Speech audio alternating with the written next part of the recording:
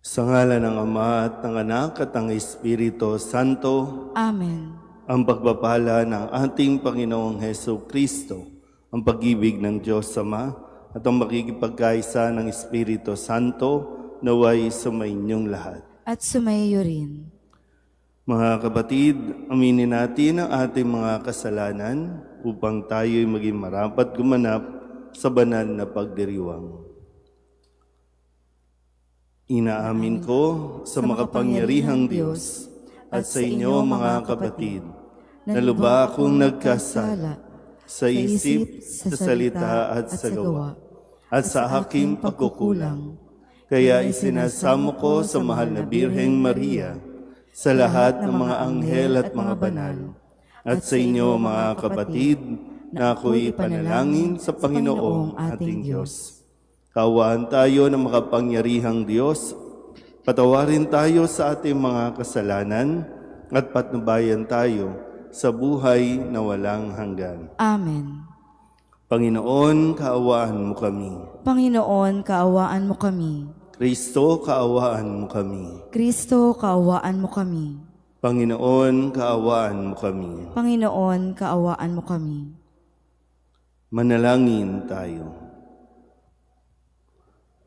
Ama naming makapangyarihan, itaguyod mo ang aming kalooban pakundangan sa iyong pagmamahal, sapagkat hindi ka namin mabibigyang kasiyahan kapag kami ay hindi mo kinakatigan, sa pamamagitan ni Jesucristo kasama ng Espiritu Santo, magpasawalang hanggan. Amen.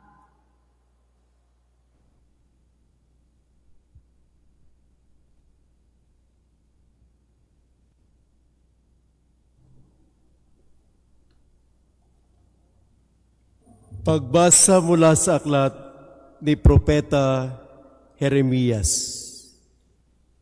Ipinabatid sa akin ng Panginoon ang masamang balak laban sa akin ng mga kaaway ko.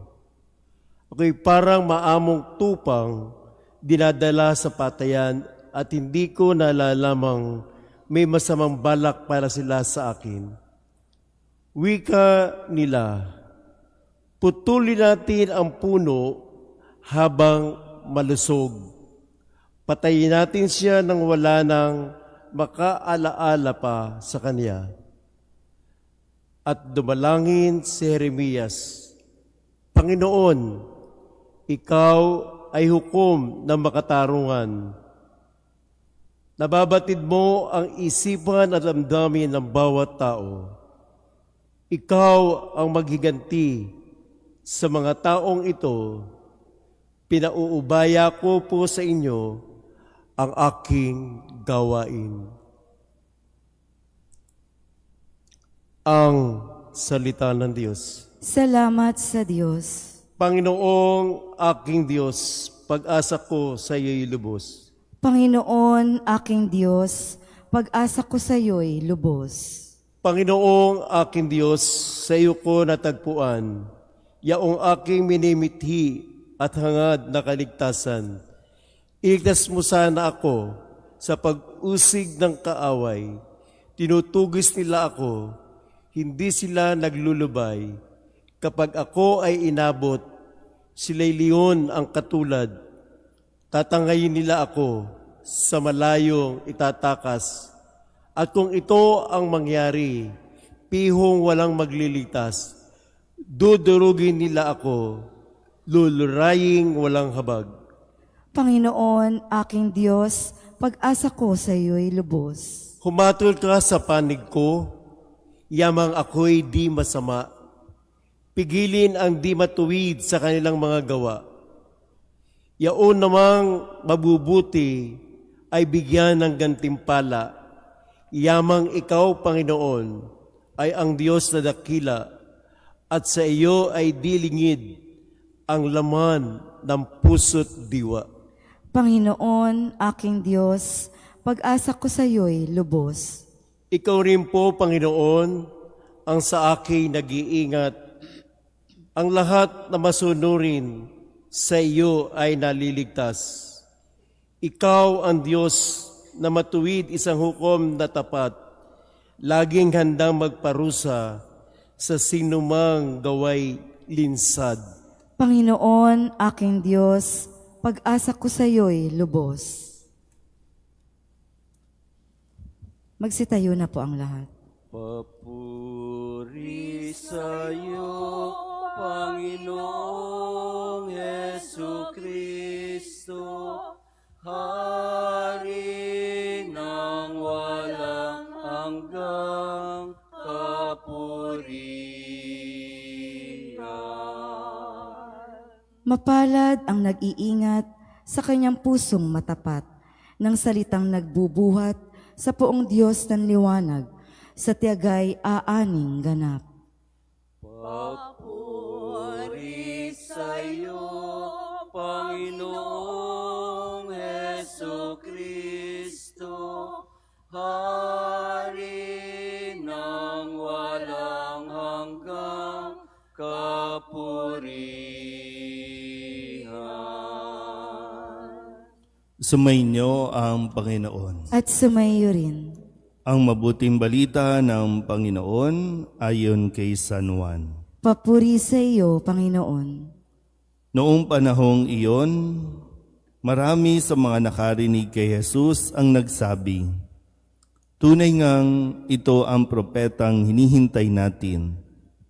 Ito nga ang Mesiyas," sabi ng iba. Ngunit sumagot naman ng iba pa, "Maaari bang magmula sa Galilea ang Mesiyas? Hindi ba sinabi ng kasulatan na magmumula ang Mesiyas sa lipi ni David? At sa Bethlehem na bayan ni David, ipanganganak." Magkakaiba ang palagay ng mga tao tungkol sa kanya. Ibig ng ilan na dakpin siya, ngunit wala namang nangahas humuli sa kanya.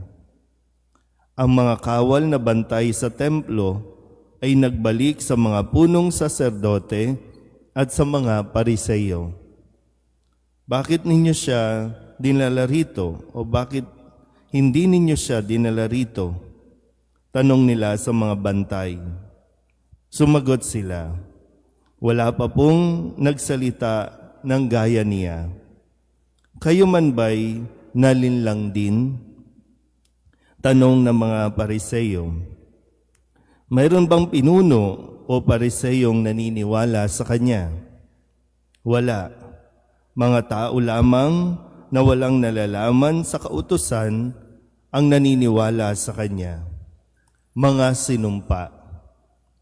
Isa sa mga naroon ay si Nicodemo na nagsadya kay Jesus noong una. Tinanong niya sila, "Labag sa ating kautusan na hatulan ng isang tao nang di muna nililitis at inaalam kung ano ang kanyang ginawa, hindi ba?" Sumagot sila, "Ikaw ba'y taga Galilea rin? Magsaliksik ka, makikita mo na walang propetang magmumula sa Galilea." At umuwi na ang bawat isa. Ang mabuting balita ng Panginoon. Pinupuri ka namin, Panginoong Heso Kristo. Isang mapagpalang umaga po sa inyong lahat. Magandang umaga po. Ngayon po ay Sabado sa ika-4 na linggo ng 40 araw na paghahanda at patawid na tayo patungo sa ika-5 linggo ng Kwaresma. At mapapansin niyo po sa nitong mga nakalipas na araw, lagi nating naririnig sa bahagi ng kwento na si Jesus ay binabalak nilang hulihin, binabalak nilang patayin. Gaya dito, ibig ng ilan, nadakpin siya. Kung kaya, dahil hindi pa oras, si Jesus ay magtatago. Si Jesus ay lalayo o aalis. Kaya po, mapapansin ninyo, bukas may mga cover na ang mga crucifix o ang mga imahin, lalong-lalo na sa bahagi ng altar. Dahil hindi pa oras para makita ang kaluwalhatian ni Jesus. Balikan po muna natin ang ilan sa mga pahayag na narinig natin sa ating pong mga ibanghelyo ngayong linggong ito, no? Para mas maintindihan din natin kung paano tayo magpapatuloy sa mga susunod pang mga linggo. Nung Lunes, ipinahayag ni Jesus nung may lumapit sa kanya, no, na umihingi ng tulong para sa kanyang anak.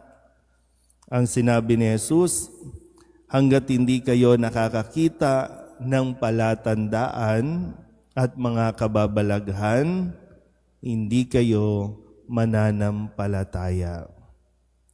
Kasi marami sa atin talagang ang gusto yung bonggang-bonggang pagpapakita ng himala. Gusto lagi himala. Kung walang himala, walang Diyos. Gusto lagi sagot ang panalangin. Pero ang paalala nga sa atin, no, yung pananampalataya kay Jesus. Sagutin man ang ating panalangin o hindi, manatili tayong nananampalataya sa Kanya. Nung Martes, ipinahayag, magaling ka na ngayon, huwag ka nang magkakasala at baka may mangyari sa iyo na lalo pang masama. Ito yung kwento, no, ng isang lalaking may sakit. At sinabi lang ni Jesus, magaling ka na, tumindig ka, dalhin mo ang iyong higaan. Noong Miyerkules, ipinahayag na ulit ni Jesus ang kanya pong identity, kung saan siya galing, kung sino ang nagbigay sa kanya ng kapangyarihan, at kung sino ang nagpapatotoo sa kanya. Kaya sinabi ni Jesus, wala akong ginagawa sa sarili ko lamang. Lahat ng kanyang sinasabi, lahat ng kanyang ginagawa ay kung ano ang nais ng Diyos Ama. Nung Huwebes, ang sabi ulit ni Jesus, hindi ako naghahangad ng parangal ng mga tao. Kaya hindi siya natatakot kung tatanggapin siya o hindi ng mga tao, kung paniniwalaan siya o hindi ng mga tao. Dahil malinaw sa kanya, ang hinahangad niya ay ang mapapurihan, maparangalan ang Diyos. Kahapon, Biyernes, muli pinahayag niya sa atin, hindi ako naparito sa ganang akin lamang. Ang totoo, ang siyang nagsugo sa akin, ngunit hindi ninyo siya nakikilala. At nahahati na yung mga tao. May mga naniniwala, mayroong mga patuloy na hindi siya kinikilala kahit alam na nila at nakikita na ang mga kabutihan o mga palatandaan kay Jesus. At dito, ngayong Sabado, may nagpahayag na tunay ngang ito ang propetang hinihintay natin. Kaya nawa, no, sa puntong ito ng buhay natin, kahit papaano, sana magkaroon na din tayo ng paninindigan. Siyempre, mapaninindigan mo ang isang tao kung siya ay kinikilala mo at tinatanggap mo. Kailangan ng maraming Nicodemo na tatayo at titindig para magpahayag kung sino si Jesus. Marami po ang nagsusumigaw sa mga kalye, sa mga social media na sila ang tagapagligtas. Kasi ibig sabihin ng Mesiyas, tagapagligtas. So marami ang nagsasabing, marami ang nangangako, kami ang magliligtas sa bayan. Pero ang tanong, sila ba ay kumikilala sa Diyos? At tayo ba, dahil ba sa ating pagkilala sa Diyos, kaya handa rin tayong ipakilala siya sa mga tao, sa ating pong pamamaraan o ng ating pamumuhay.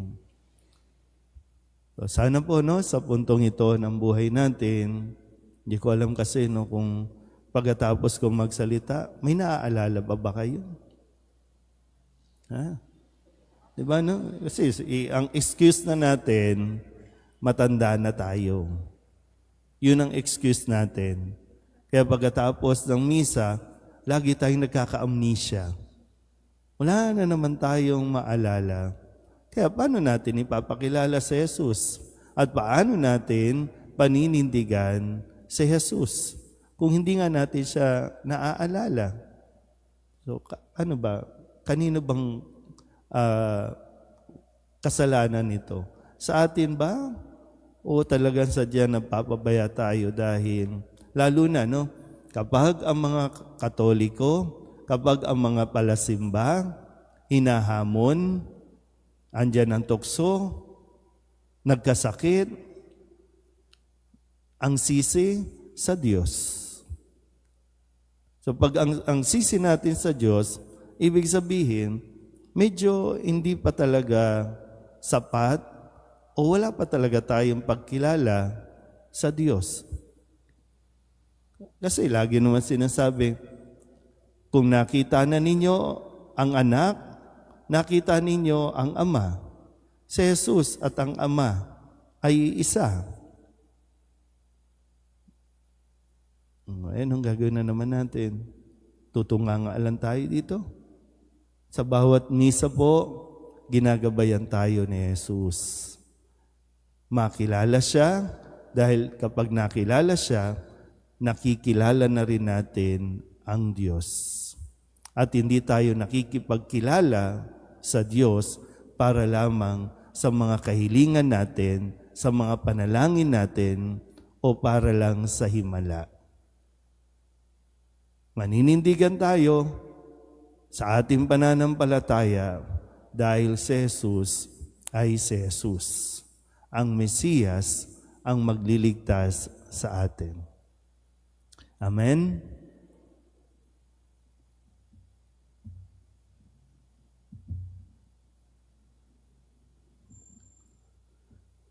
Habang inaalala natin ang hindi pagtanggap sa tagapagligtas na nagpakasakit para sa ating kapakanan, hilingin natin ang pananampalataya ng isang aba upang maihatid natin sa iba ang mensahe ni Kristo sa pamamagitan ng ating mga salita at gawa.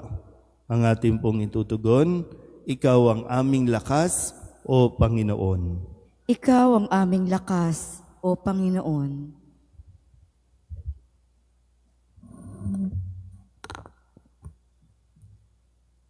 Ang mga may kapangyarihan, naway patnubayan ng espiritu ng pananampalataya, manalangin tayo sa Panginoon. Ikaw ang aming lakas, O Panginoon. Ang mga nagpapalaganap ng mensahe ng Ebanghelyo sa lahat ng dako, naway pagkalooban ng tapang, manalangin tayo sa Panginoon.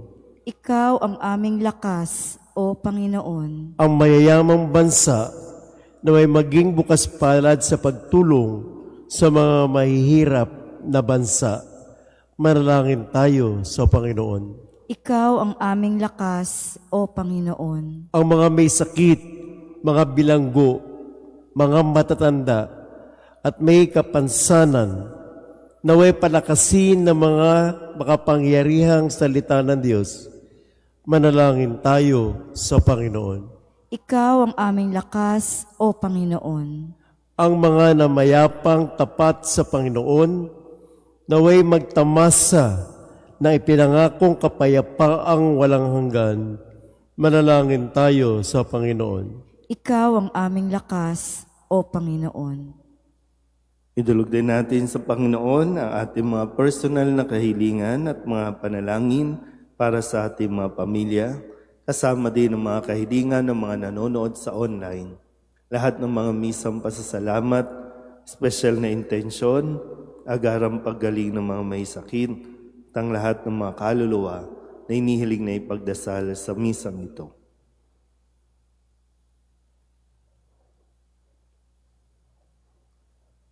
Ang lahat ng ito iniling namin sa ngalan ni Kristo, ang aming Panginoon. Amen.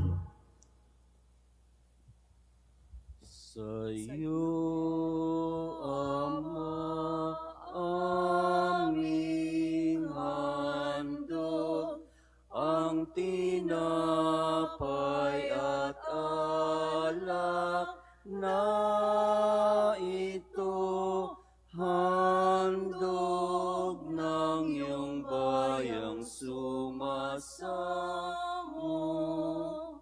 humihingi ng patawad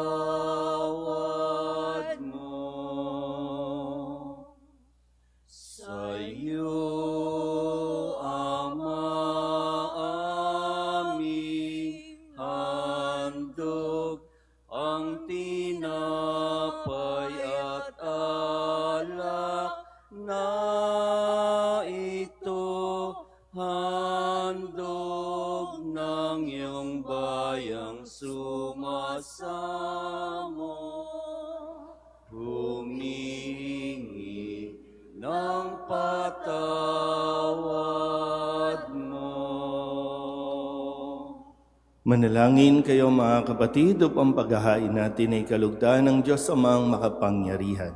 Tanggapin nawa ng Panginoon itong paghahain sa iyong mga kamay, sa kapurihan niya at karangalan, sa ating kapakinabangan at sa buong sambayanan niyang banal.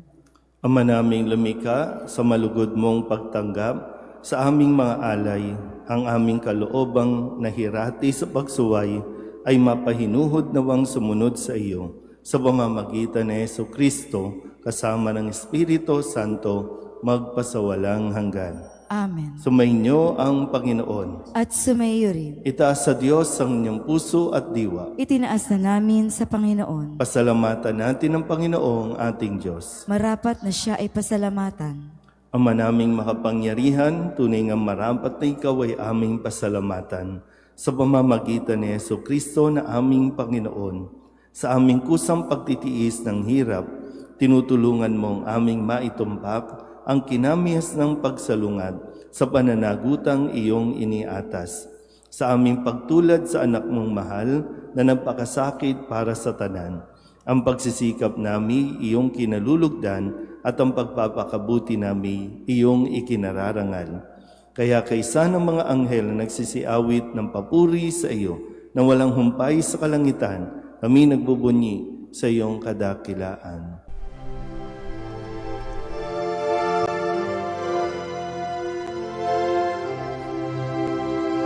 Santo, Santo, Santo, Panginoong Diyos makapangyarihan, napupuno ang langit at lupa ng kalwalhatian mo. Hosana sa kaitaasan, pinagpalang na paririto sa ngalan ng Panginoon. Hosana sa kaitaasan.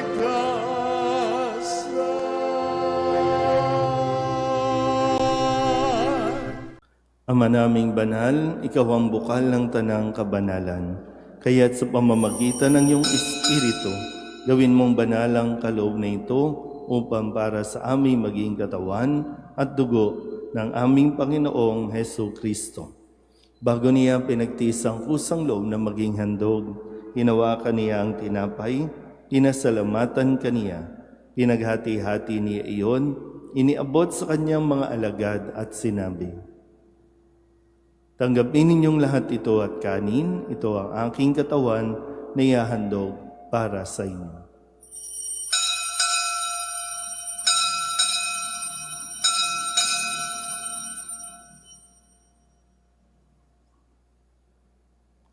Gayun din naman, nung matapos ang hapunan, hinawakan niya ang kalis, muli kaniyang pinasalamatan.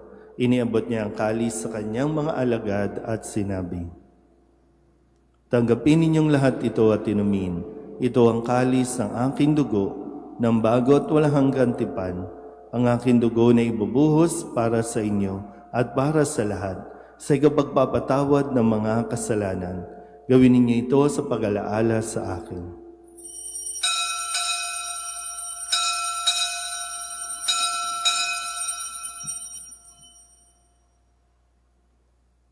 Ipagbunyi natin ang misteryo ng pananampalataya. Si Kristo'y namatay, si Kristo'y nabuhay, si Kristo'y babalik sa wakas ng panahon.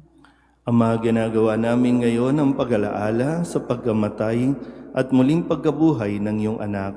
Kaya tiniaalay namin sa iyo ang tinapay na nagbibigay buhay at ang kalis na nagkakaloob ng kaligtasan. Kami nagpapasalamat dahil kami iyong minarapat na tumayo sa harap mo para maglingkod sa iyo. Isinasamo namin kami magsasalo-salo sa katawan at dugo ni Kristo ay mabuklod sa pagkakaisa sa pamamagitan ng Espiritu Santo.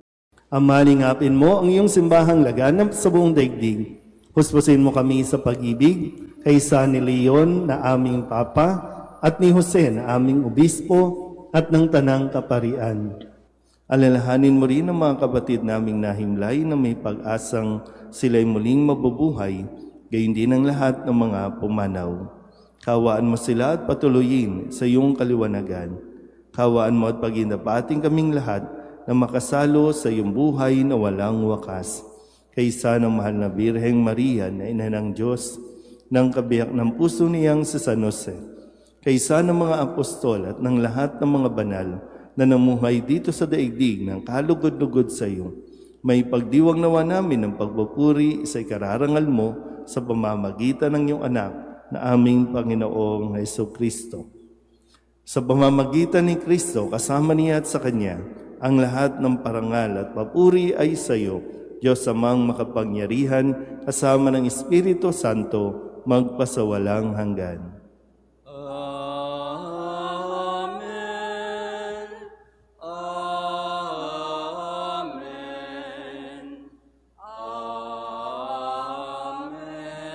Amen.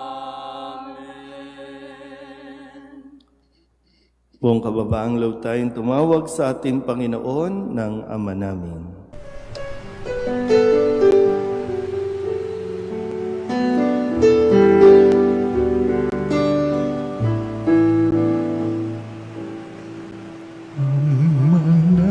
namin sumasalang ka, sambahin ang ngalan mo, mapasamin ang kaharian mo, sundin ang loob mo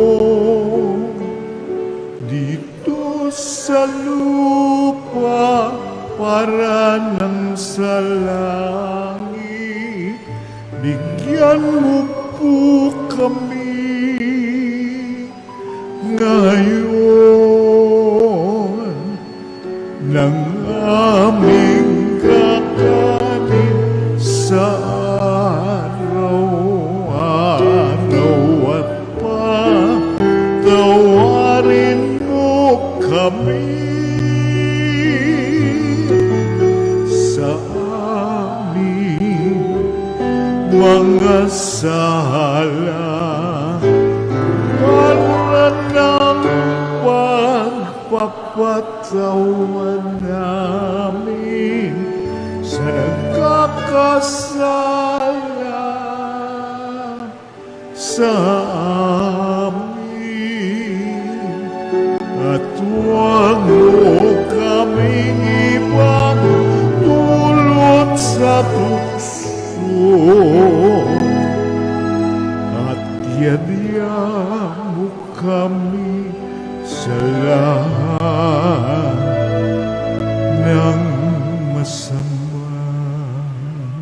Hinihiling namin kami iadya sa lahat ng masama, pagkalooban ng kapayapaan araw-araw, iligtas sa kasalanan at ilayo sa lahat ng kapahamakan, samantalang aming pinananabikan ang dakilang araw ng pagpapahayag ng tagapagligtas naming si Jesucristo. Sapagkat iyo ang kaharian at ang kapangyarihan at ang kapurihan magpakailanman. Amen. Panginoong Heso Kristo, sinabi mo sa iyong mga apostol, kapayapaan ang iniiwan ko sa inyo, ang aking kapayapaan ang binibigay ko sa inyo. Tunghayan mo ang aming pananampalataya at huwag ang aming mga pagkakasala. Pagkalooban mo kami ng kapayapaan at pagkakaisa ayon sa iyong kalooban, kasama ng Espiritu Santo, magpasawalang hanggan. Amen. Ang kapayapaan ng Panginoon ay laging sumainyo. At sumayo rin. Mabigayan po tayo ng kapayapaan sa isa't isa.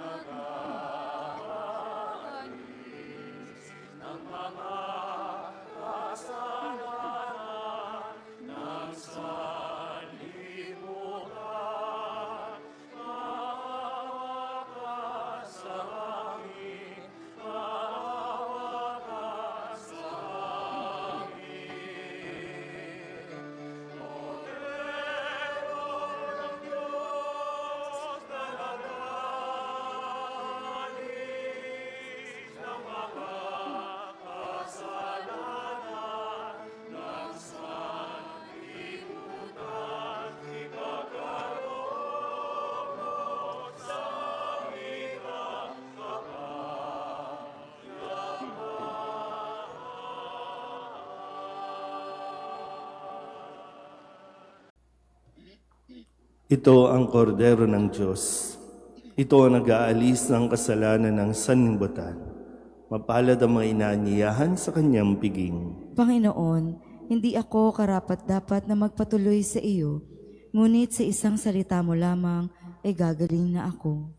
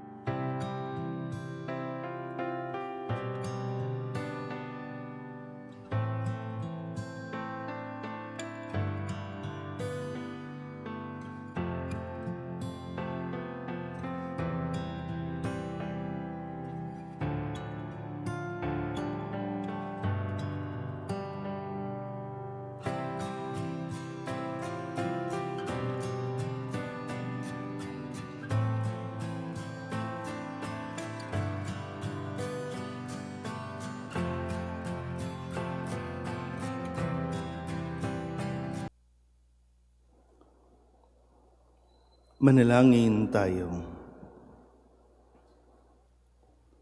Ama naming mapagmahal, kami naway maggawing dalisay ng banal na pakikinabang na nagpapagindapat na kami kalugdan mo sa pamamagitan ni Jesu Kristo, kasama ng Espiritu Santo, magpasawalang hanggan. Amen. Sumainyo ang Panginoon At sumayo rin. at pagpalain kayo ng makapangyarihang Diyos, Ama at Anak at Espiritu Santo. Amen. Tapos ng banal na misa, umayo tayo sa kapayapaan ni Kristo. Salamat sa Diyos. Magandang umaga po.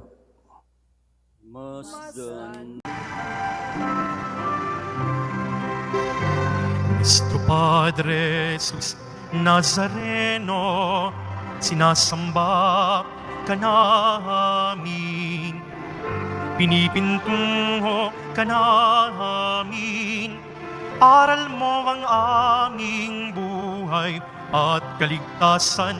Nuestro Padre Jesus Nazareno, iligtas mo kami sa kasalanan. Ang krus mong kinamatayan ay sagisag ng aming kaligtasan. Nuestro Padre Jesus Nazareno, dinarangal ka na amin. Nuestro Padre Jesus Nazareno, nilulwalhati ka namin. Nuestro Padre Jesus Nazareno, dinarangal ka na amin. Nuestro Padre Jesus Nazareno, nilulwalhati ka namin.